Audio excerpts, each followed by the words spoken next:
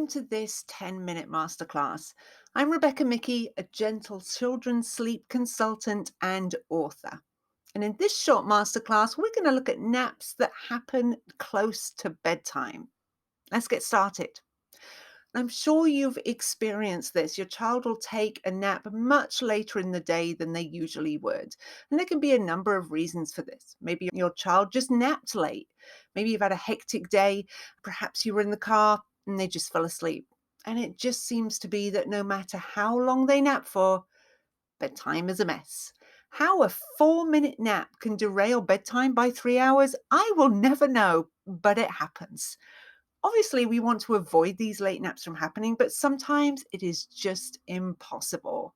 What happens next will depend on a few things: how old your child is and how long they napped for.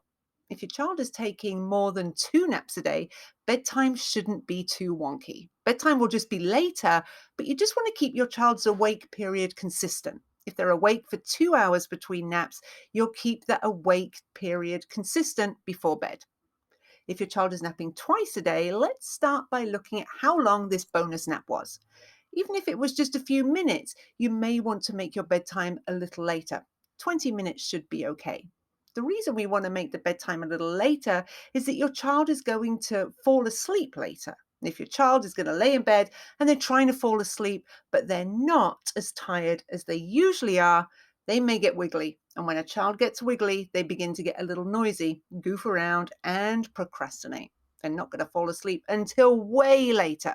If you begin bedtime later, they'll be just as tired and they shouldn't have a hard time falling asleep. Suppose your child takes a long nap, 30 minutes or more. Let's take lots of deep breaths, as I can't tell you exactly when bedtime will be. A couple of questions will help you figure this out. Did they nap earlier in the day? What time was this bonus nap? How long is your child usually awake between waking from their nap and bedtime? That last question is the important one here. Your child may be awake for 4 or more hours between waking from their nap and bedtime, and that's probably after a long nap. So you won't necessarily need to keep them awake for that duration, but trying to get your child to bed at their regular bedtime is going to end up with a lot of frustration for your entire family. Don't feel that you have to perfect this. Hopefully, this won't be something that happens too often. Winging it is okay. Going to bed a little undertired or a little overtired is okay and manageable. Not being anywhere near tired is going to be very frustrating for everyone. So, takeaways from this video are: you want to look at how long your child actually napped for, as well as their age. And don't worry, this is not something that you're going to have to perfect, because it won't happen every single day. Thank goodness.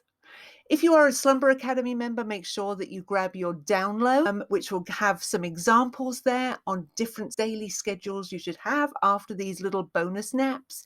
If you'd like to join us in Slumber Academy, you can most certainly do so. I'd love to see you there. www.slumberacademy.com. I will see you in the next masterclass. Take care.